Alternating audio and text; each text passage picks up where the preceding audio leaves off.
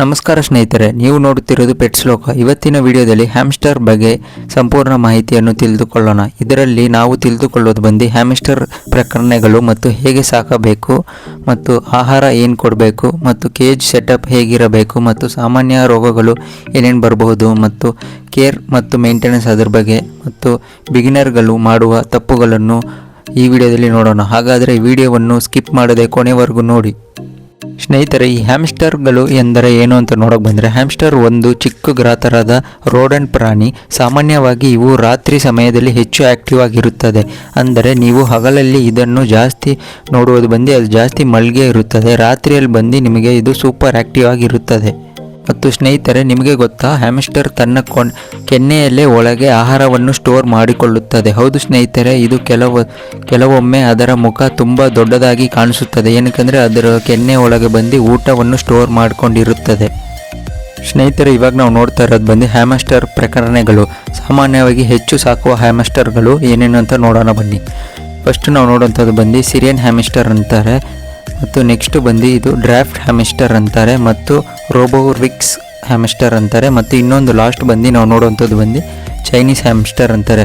ಬಿಗಿನರ್ಗಳಿಗೆ ಬಂದು Syrian hamster ಸಾಕುವುದು ಸುಲಭವಾಗಿರುತ್ತದೆ. Next ವಿಷಯ ನಾವು ನೋಡುವಂಥದ್ದು ಬಂದು ಹ್ಯಾಮ್ಸ್ಟರ್ ಆಹಾರ ಏನೇನು ಕೊಡ್ಬೋದು ಅಂತ ನೋಡೋಕೆ ಬಂದರೆ ಇದು ತುಂಬ ಮುಖ್ಯವಾದ ವಿಷಯ ಆಗಿರುತ್ತದೆ.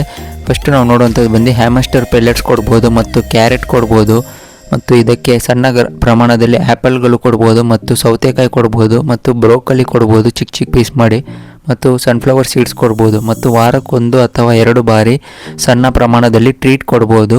ಮತ್ತು ಇದಕ್ಕೆ ಈ ಹ್ಯಾಮ್ಸ್ಟರ್ಗಳಿಗೆ ಏನೇನು ಕೊಡಬಾರ್ದು ವಿಷಯ ಅಂತ ನೋಡೋಕೆ ಬಂದರೆ, ಚಾಕ್ಲೇಟ್ಗಳು ಕೊಡಬಾರ್ದು, ಮತ್ತು ಆನಿಯನ್ ಅಂದರೆ ಈರುಳ್ಳಿ ಕೊಡಬಾರ್ದು, ಮತ್ತು ಬೆಳ್ಳುಳ್ಳಿ ಕೊಡಬಾರ್ದು, ಮತ್ತು ಏನಾದರೂ ಈ ಥರ ಆಯಿಲಿ ಐಟಮ್ಸು, ಜಂಕ್ ಫುಡ್ಸು ಆ ಥರ ಏನು ಕೊಡಬಾರ್ದು, ಮತ್ತು ಹುಳಿ ಅಂಶ ಇರುವ ಫ್ರೂಟ್ಸ್ಗಳನ್ನು ಕೊಡಲೇಬಾರ್ದು.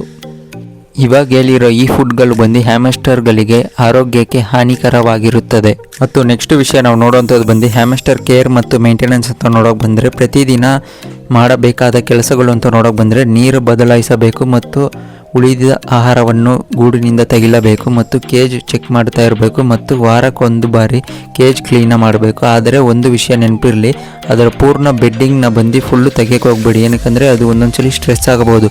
ಹಳೆ ಬೆಡ್ಡಿಂಗು ಸ್ವಲ್ಪ ಇರಲಿ, ಹೊಸದು ಅದ್ರ ಮೇಲೇ ಸ್ವಲ್ಪ ಸೇರಿಸಿ. ನೆಕ್ಸ್ಟ್ ಸ್ನೇಹಿತರೆ, ಕೇಜ್ ಸೆಟಪ್ ಹೆಂಗಿರಬೇಕು ಅಂತ ನೋಡೋಕೆ ಬಂದರೆ, ಹಲವಾರು ಒಂದು ದೊಡ್ಡ ತಪ್ಪು ಮಾಡುತ್ತಾರೆ. ಅವರು ಸಣ್ಣ ಪ್ಲಾಸ್ಟಿಕ್ ಬಾಕ್ಸಿನಲ್ಲಿ ಹ್ಯಾಮ್ಸ್ಟರ್ ಇಡುತ್ತಾರೆ. ಇದು ತಪ್ಪು ಆಗಿರುತ್ತದೆ. ಹ್ಯಾಮ್ಸ್ಟರ್ಗೆ ಓಡಾಡಲು ಸಾಕಷ್ಟು ಜಾಗ ಬೇಕು, ಮತ್ತು ಕೇಜಲ್ಲಿ ಬೇಕಾದ ವಸ್ತುಗಳು ಅಂತ ನೋಡೋಕೆ ಬಂದರೆ, ಇವಾಗ ನೀವು ನೋಡ್ಬೋದು ನೋಡಿ, ಪಿಕ್ಚರ್ ಇಮೇಜಸ್ ಬರುತ್ತದೆ. ಇದು ಬಂದು ವೀಲ್ ಅಂತಾರೆ. ನೆಕ್ಸ್ಟ್ ನಾವು ನೋಡುವಂಥದ್ದು ಬಂದು ವಾಟರ್ ಬಾಟ್ಲ್ ಇರಬೇಕು, ಮತ್ತು ಫುಡ್ ಬೌಲ್ ಇರಬೇಕು, ಮತ್ತು ಬೆಡ್ಡಿಂಗ್ ಮೆಟೀರಿಯಲ್, ಅದಕ್ಕೆ ಬಂದು ಕೆಳಗಡೆ ಬೆಡ್ಡಿಂಗ್ ಮೆಟೀರಿಯಲ್ ಹಾಕಲೇಬೇಕು, ಮತ್ತು ಹೈಡ್ ಆಗೋಕ್ಕೆ ಬಂದು ಏನಾದ್ರು ವಸ್ತುಗಳು ಹೈಡಿಂಗ್ ಹೌಸು ಆ ಥರ ಏನಾದ್ರು ಇಕ್ಕಬೇಕು, ಮತ್ತು ಟಾಯ್ಸ್ಗಳು ಇಕ್ಕಬಹುದು. ಮತ್ತು ವೀಲ್ ತುಂಬ ಮುಖ್ಯ. ಇಲ್ಲದಿದ್ದರೆ ಹ್ಯಾಮ್ಸ್ಟರ್ಗಳು ಸ್ಟ್ರೆಸ್ ಆಗಬಹುದು. ವೀಲ್ ಅಂದರೆ ಇವಾಗ ನಾವು ನೋಡ್ತಾ ಇರೋ ನೋಡಿ ಇದೆ, ಈ ಥರ ಈ ವೀಲ್ ಇಕ್ಕದಿಂದ ಬಂದು ಅದು ಯಾವಾಗಲೂ ಆಟ ಆಡಲು ಇಷ್ಟಪಡುತ್ತದೆ ಆ ವೀಲ್ ಒಳಗೆ ಹೋಗಿ.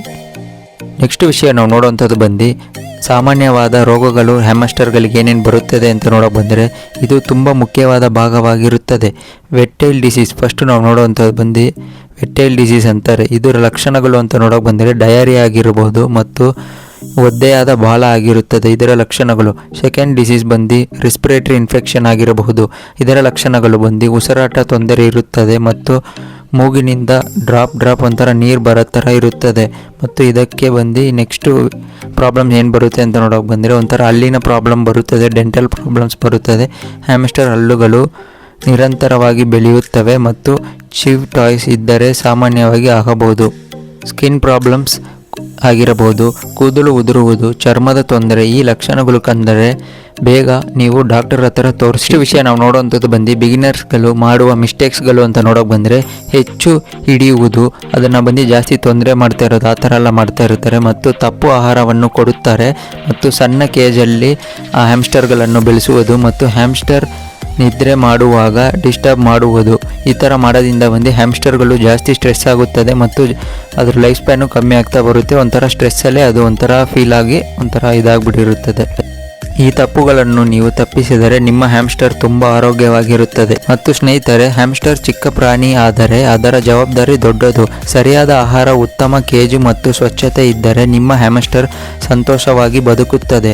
ಪೆಟ್ ತರುವುದು ಸುಲಭ, ಆದರೆ ಅದನ್ನು ಪ್ರೀತಿಯಿಂದ ನೋಡಿಕೊಳ್ಳುವುದು ನಿಜವಾದ ಜವಾಬ್ದಾರಿಯಾಗಿರುತ್ತದೆ. ಅಷ್ಟೇ ಫ್ರೆಂಡ್ಸ್, ಈ ವಿಡಿಯೋ ನಿಮಗೆ ಇಷ್ಟವಾಗಿದ್ದರೆ ಲೈಕ್ ಮಾಡಿ ಮತ್ತು ಶೇರ್ ಮಾಡಿ ಮತ್ತು ನನ್ನ ಚಾನೆಲ್ನ ಸಬ್ಸ್ಕ್ರೈಬ್ ಮಾಡ್ಕೊಳ್ಳಿ. ಇದೇ ಥರ ಕಂಟೆಂಟ್ಗಳಿಗೆ ನನ್ನ ಸಪೋರ್ಟ್ ಮಾಡಿ. ಧನ್ಯವಾದಗಳು.